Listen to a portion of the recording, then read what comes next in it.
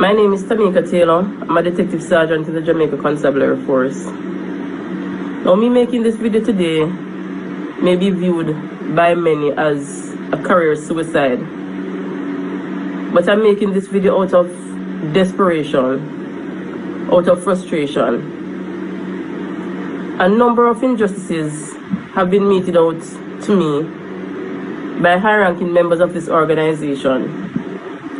And on the 15th of January 2020, I met with the present commissioner, Mr. Anthony Anderson, and I blew the whistle on several high-ranking members. And instead of the matter being properly investigated, as per the Protected Disclosure Act of 2011, or the Whistleblower Act, I have been further victimized to the extent that I am about to be charged by the Narcotics Division on a ganja matter. Now, I must inform you guys that based on communication with my Federation Chairman, Mr. Rowan James, the DPP ruled in this matter from April of last year. And Detective Inspector Sheldon Colson, on the 27th of January this year, that is last Thursday, informed the Moran Bay RM that the DPP has ruled on the same morning, the 27th of January, that I be charged. Now, it's either one of two things.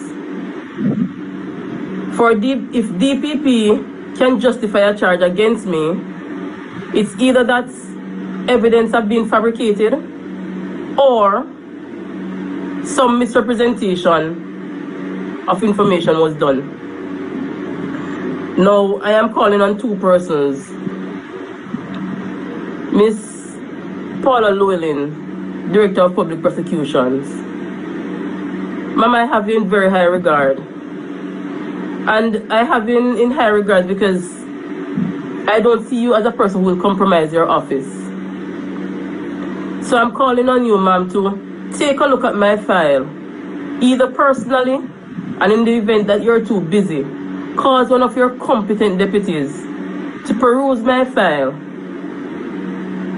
to see if there's justification for me to be charged. Ladies and gentlemen, this actually started in 2011 when I applied for an accelerated promotional program, which was dubbed the New Accelerated Promotional Program, the NAP. They needed 25 persons for that program, and I ended up in the top 25.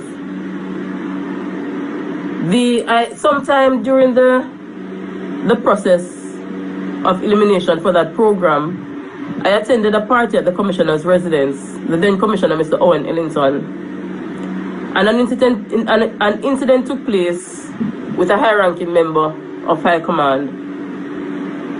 And from then, several attempts have been made to take me off that program, which proved futile. Now, when I passed the polygraph was the last thing. And when I was actually told by the polygrapher that I passed the polygraph, I was later invited by Mr. Owen Ellington to a meeting. And I went to that meeting with Mr. Owen Ellington and his four deputies, Miss Jevin Bent, Mr. Glenmuir Hines, Mr. Delworth Heath, and Mr. Clifford Blake. And at that meeting, I was informed by Commissioner Ellington that I failed a polygraph.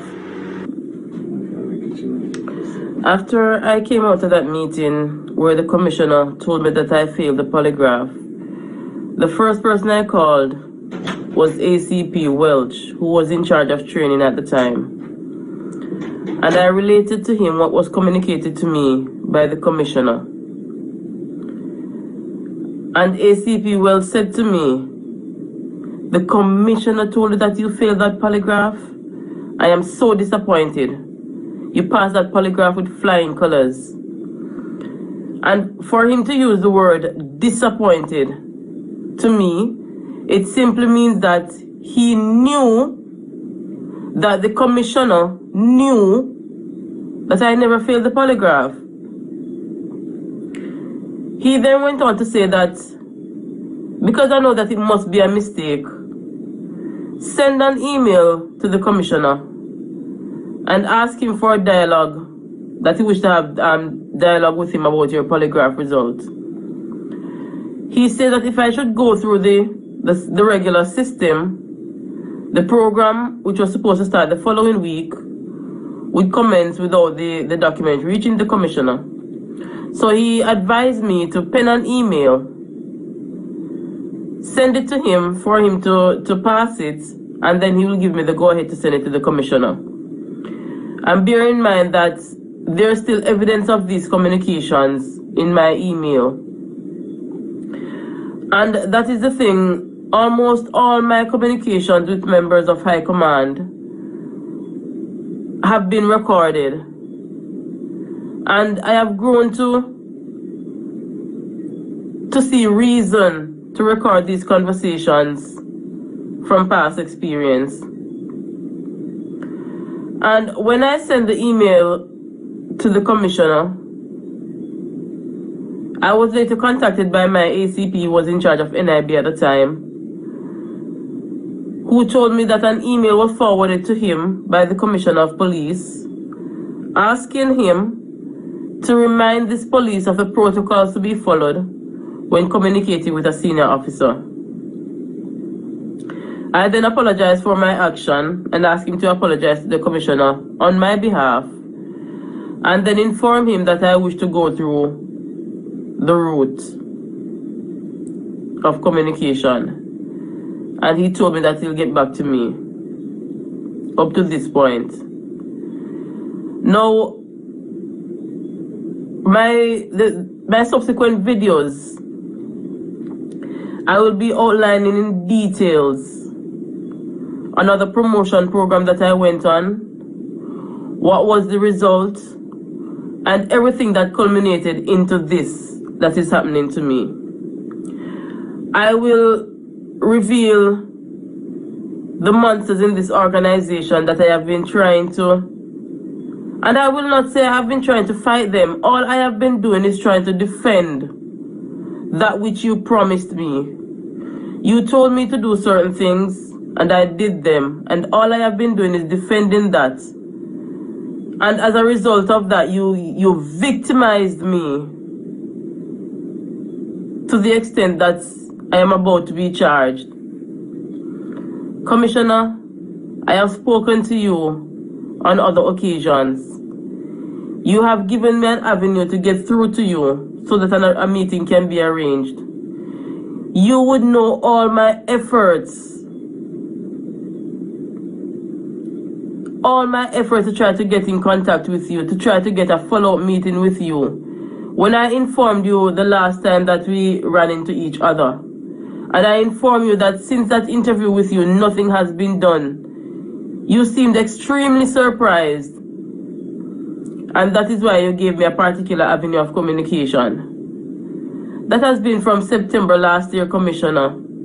And up to this point, I am unable to get a meeting with you. You would know all my efforts. You had given directives to your staff officer to arrange a meeting with me. And Commissioner, from September, that has not been done. Can't you see that something is wrong? I am fighting a system of nepotism, cronyism, and corruption, and I need help.